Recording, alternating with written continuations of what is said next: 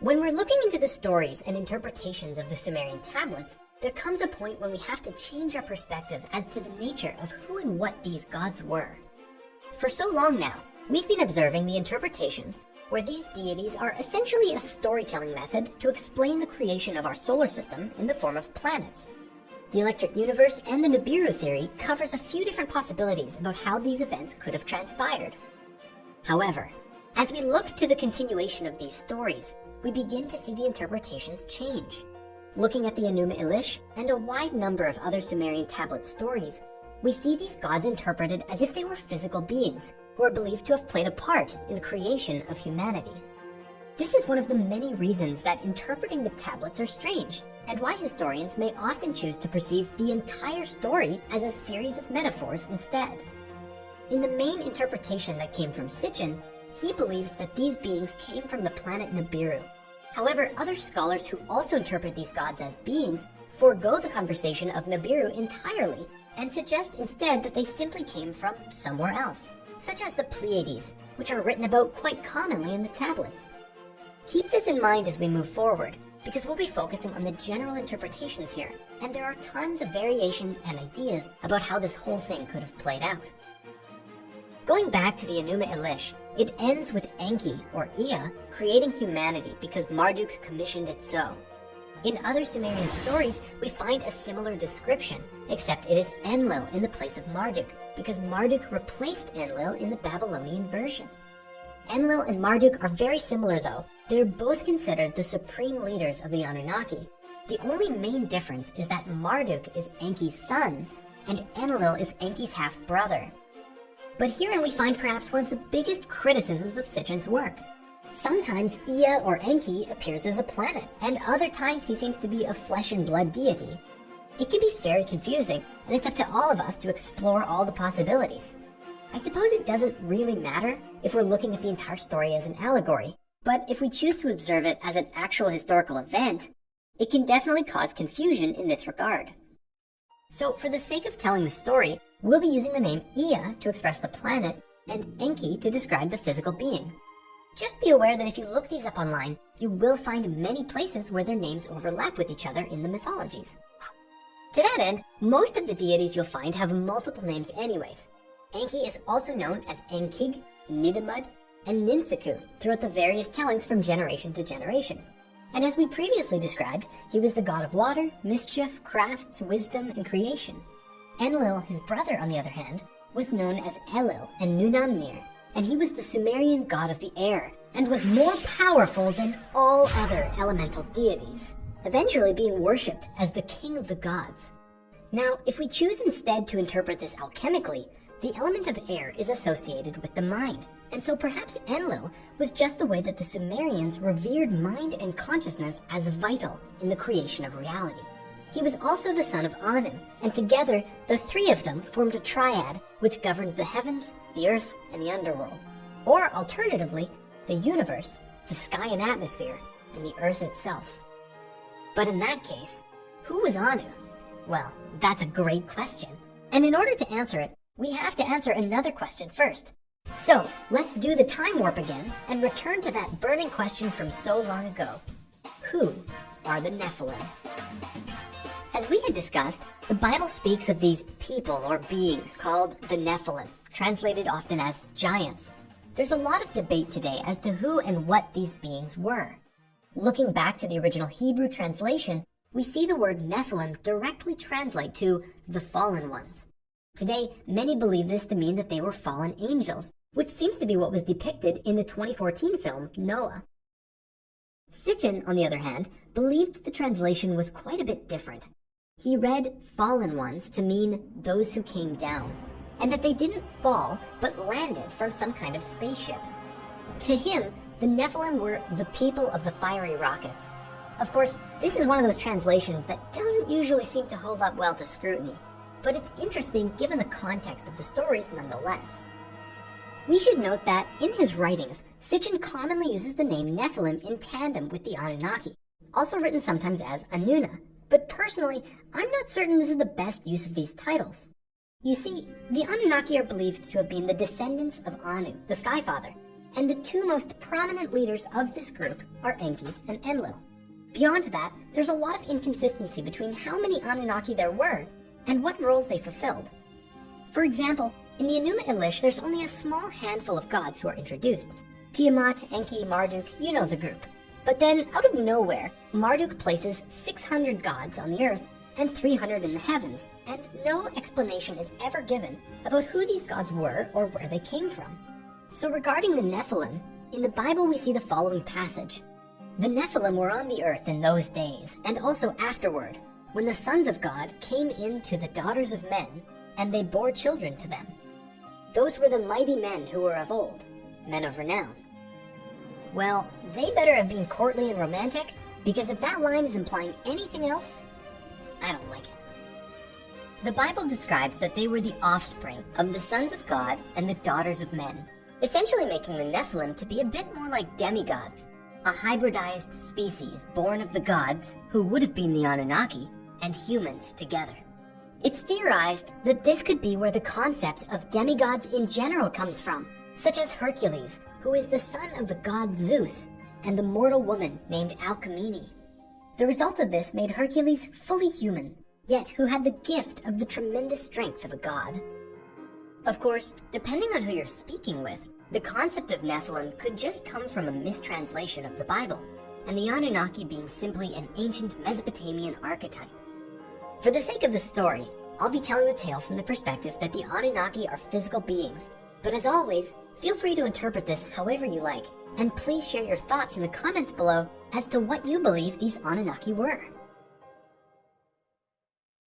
The story begins several 100,000 years ago, and starts in the midst of a drama involving the Anunnaki, the planet Nibiru, and our Earth. Sitchin wrote that he believed that the planet Nibiru was inhabited with life at one point in its history. He wrote that the dominant species on the planet were bipedal in stature and had very evolved conscious minds. These beings were said to be much bigger than we are today. The women were about 10 to 12 feet tall, and the men were 14 to 16 feet, which you might recall relates with the various levels of consciousness we explored way back in Spirit Science 11 and 12. The Anunnaki were not immortal, but they did have exceptionally long lifespans compared to what we're used to today. Sitchin's translations estimated their lifespans to be somewhere between 360,000 and 500,000 Earth years. However, another scholar, Lawrence Gardner, suggested the Anunnaki only had lifespans of 50,000 years. The Anunnaki have been described in several different ways. Most commonly, they are depicted as tall, bearded men, and sometimes there are women and children depicted as well. However, they are also sometimes interpreted to have been crocodile-like in nature, or with reptilian features. If you're familiar with a lot of New Age ideas, you might have heard of the idea of reptilians, which are said to be bipedal lizard creatures, and they are usually the antagonists in the human story. However, just as there are reptile humanoid statues from ancient Sumer, so too are the Anunnaki also depicted as bird-like, although Sitchin believed these were simply their space helmets. Either way, both of these depictions of the Anunnaki as reptiles or birds are scarce, with the tall bearded men version being the most prominent. I do believe that regardless of what these beings look like, if they even exist at all, it's the bearded image of these so-called deities that gave us our common Christian image today, God as an older gentleman with a long beard. To that end, even Sitchin fought the idea that the Anunnaki were reptilian beings, and this was because he wanted his theory to fit with the Bible. To him, the gods could simply not be in the form of the biblical serpent. Nevertheless, these different depictions have given rise to a lot of online debate around what these beings actually look like, if they're even literal physical beings to begin with. Many proponents of the reptilian theory suggest that these beings are actually shapeshifters as well, and can change form at will, which is why there are different depictions of them throughout history. This adds an entirely new dimension to the discussion, and gives rise to the popular conspiracy theory that they could even be living among us today in secret. At any rate, for the focus of this series, we're going to keep to the depiction of the Anunnaki as these bearded humanoids, and we'll come back around to the alternate depictions sometime later on. One of the most important Sumerian gods is the Sky Father named Anu. A number of Sumerian texts discuss Anu, but not all agree to every aspect of his existence, such as where he comes from or what he actually is. Despite the fact that we previously observed Anu as Uranus, on an allegorical level, Anu could simply be the way that the Sumerians personified the sky, and therefore the Anunnaki are those who came from the sky and outer space. The name Anu is the root word of Anunnaki, which is sometimes translated as offspring of Anu or princely offspring, and this is why Sitchin believed they were a species which came from above. Anu was the heavenly father, and those who descended from the sky were his children. Once again, we see descriptions of God today as passed down throughout history. In Christianity, God is called the Heavenly Father, the origins of which we find with Anu, the ancient Sumerian god of the sky. According to Sitchin's translations and theories on this subject, the Anunnaki were a technologically advanced species living on the planet Nibiru. Let me also be clear that in Sitchin's book, The Lost Book of Enki, he puts forth a potential version of this ancient past drama, which is really epic, but it's also very elaborate and long. Honestly, this book would make a great Hollywood movie, just saying. Actually, in a way, it already has. And I just want to take a moment to give a huge shout out to the band and team behind Messengers of the Wind, a Portuguese animated rock opera movie that you can watch right now on YouTube. This whole thing is seriously amazing, and I just had to give it some props. If you haven't seen it, please check it out. As for today's exploration of this theory, we're just going to go over the essentials. Otherwise, we're going to literally be here all day. Sometime around 450,000 years ago, long after the event between Nibiru and the planet Tiamat, the Anunnaki began having a problem with their planet. As we discussed earlier, this planet had a very strange orbit, which took it far away from the sun for long periods of time. Sitchin interpreted from the tablets that the planet had a lot of internal heat, which kept things alive in the long distances of space. However, over time, and with the cooling of the planet, and potentially even the widening out of its rather sharp orbit, Nibiru grew colder and colder during its long voyages away from the sun, and the planet was slowly becoming less habitable. Sitchin suggested that the Anunnaki scientists decided on a solution that would strengthen their atmosphere and hold heat in for significantly longer periods of time. The Anunnaki decided they would gather large amounts of gold and pulverize it into a fine powder and release it into their atmosphere, essentially creating a heat container for the planet. Believe it or not, our scientists have considered something very similar, putting light-reflecting particles into our stratosphere to help fix the ozone layer and cool our ever-warming planet. And so, in their attempt to solve their problem, they began looking for large quantities of gold in our solar system, as their planet didn't have the large quantities they needed to coat an entire atmosphere with gold. The Anunnaki had the capability of space travel, though Sitchin believed that at the time, they weren't much further advanced than we are now, since they didn't seem to have the ability to travel to other solar systems in their search. They scanned all of the planets available to them until they found what they were looking for, large deposits of gold right here on Earth. As the story goes, when Nibiru came into our solar system, the Anunnaki would deploy a team of workers to Earth's orbit with one singular purpose: to mine gold. In the process of doing this, they also established a way station on Mars, which would help in shuttling the gold back to Nibiru once it was mined. They also built the face on Mars as a monument to an Anunnaki who had died there, after playing a pivotal role in finding the gold which was going to save their planet. To lightly touch on the subject of the face on Mars, when you investigate this yourself, you'll find two prominent stories. One is the official response from NASA, who says it's a natural rock formation which, due to the way the light was hitting the surface at the time of the photograph, it created this image of a face, but ultimately, it's just an illusion. Generally, those who question this perspective are often subject to ridicule. So of course we have to go there. It wouldn't be spirit science if we didn't. On the other side of the spectrum, you'll find ex-NASA scientists and astronauts, retired US Army Command sergeants, and a university physics professor, along with a number of other ancient astronaut and conspiracy theorists who put forth that the face, along with a set of nearby mountainous structures that look an awful lot like pyramids, are the remnants of an ancient civilization. Now please know that I fully understand this is a huge claim, and one that we don't take lightly, so please allow me a moment to share with you what we've come up with while investigating this on our own. In a lecture he gave in 2009, Bob Dean, a retired Command Sergeant Major of the U.S. Army, has said, "Ladies and gentlemen, my government, NASA, NASA, which many of us in the United States say stands for Never a Straight Answer, proceeded to erase 40 rolls of film of the Apollo program. The flight to the moon, the flight around the moon, the landings on the moon, the walking guys here and there. They erased, for Christ's sake, 40 rolls of film of those events.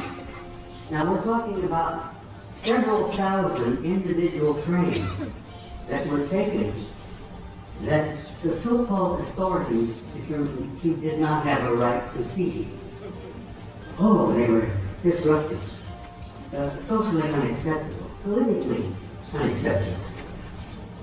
I become furious. I'm a retired Command Sergeant Major. I was never famous for having a lot of patience."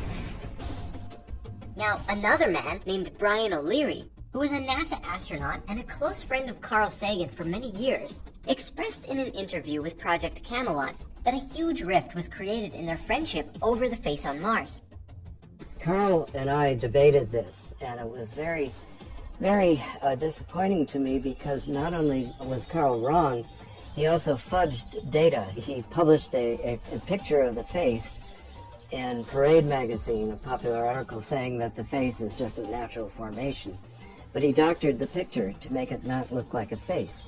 And I began to realize just directly, from a scientific point of view, not only hearsay, that this man was colluding with NASA, that there might be more to this than before. And then when I started studying things like MJ-12 and other organizations that were covering up the UFO phenomenon, Carl was on a committee with a number of notable people. There was a report issued by the Brookings Institution in 1961, and that's about when I knew Carl.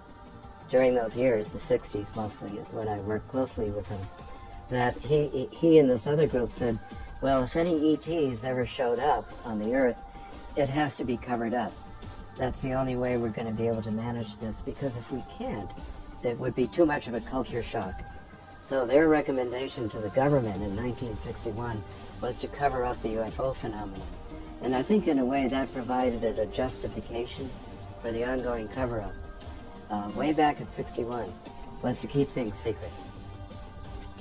But Bob and Brian aren't alone in their claims.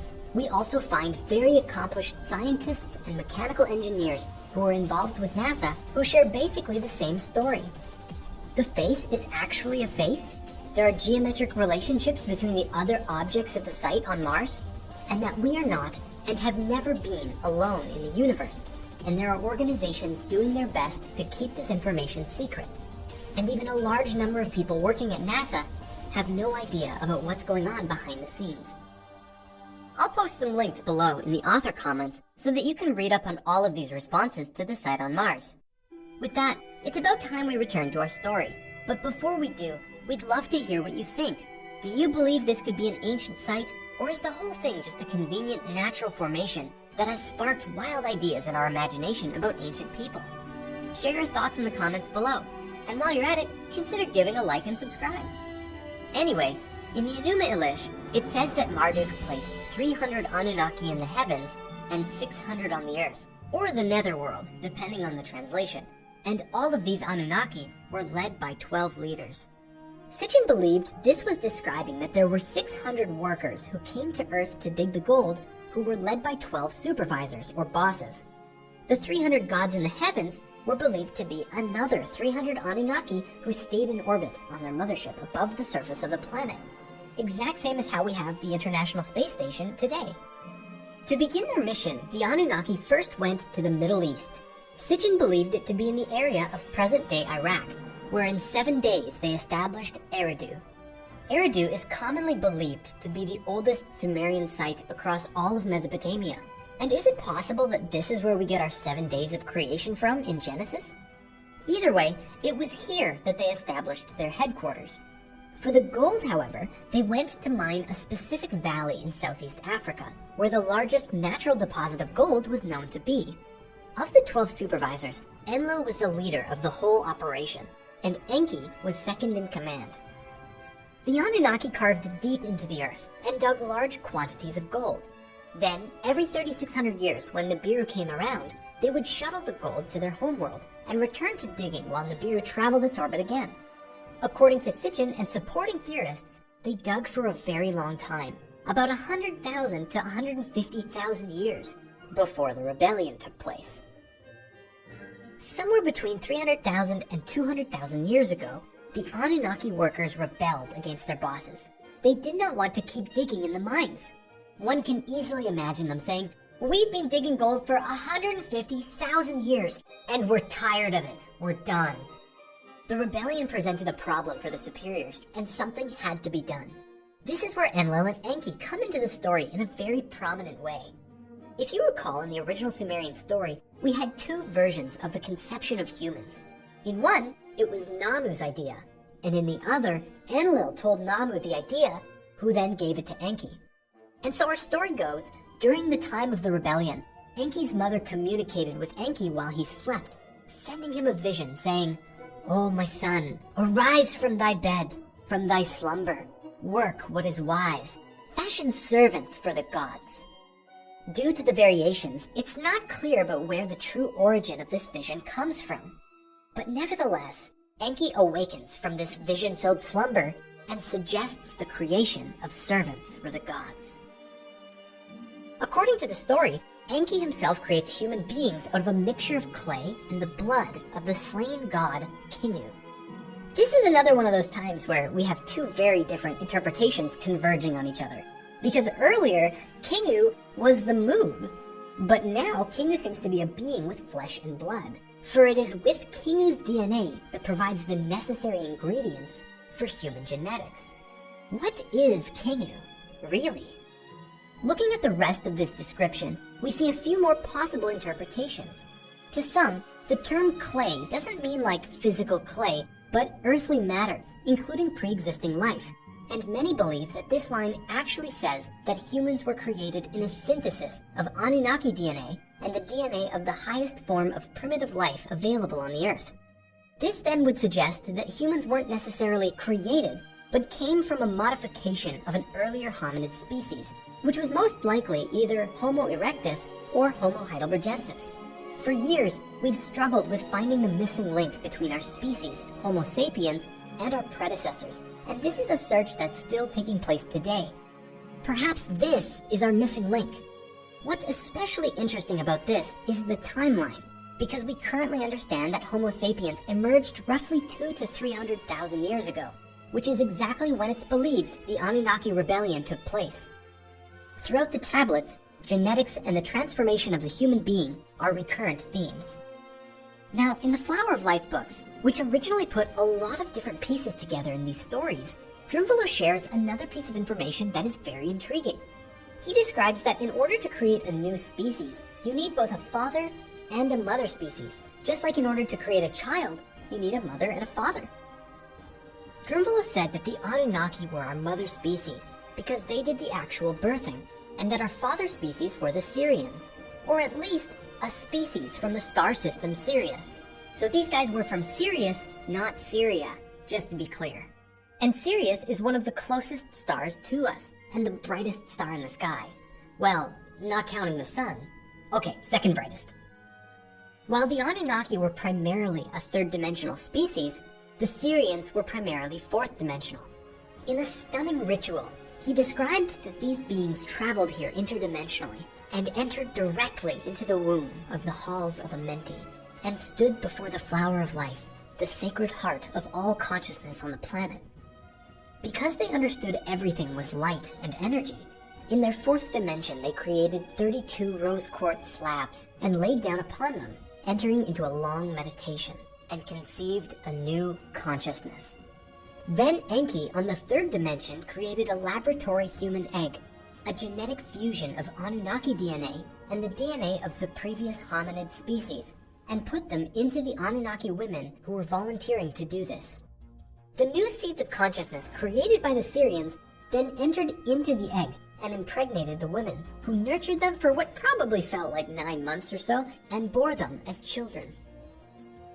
Now, let's be clear that this part about the Syrians is not found in the Sumerian tablets themselves, and so it's not grounded in any ancient writings, but it's a very compelling idea nonetheless, especially because of its implications, that the Anunnaki developed our bodies, but not our souls.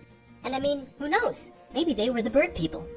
Then again, it might all just be a fun idea and nothing more, because just as much as the Syrians could be our father species, so too could we say that Homo erectus was our father species, the seed that was nurtured into something new. What do you think? Let us know in the comments below. Ultimately, after all was said and done, the tablets write that the Anunnaki had created an entirely new species of life on planet Earth, and that species was us. The legends in the ancient tablets are very clear that the Anunnaki created humans to support and serve the gods, and to help maintain all of creation.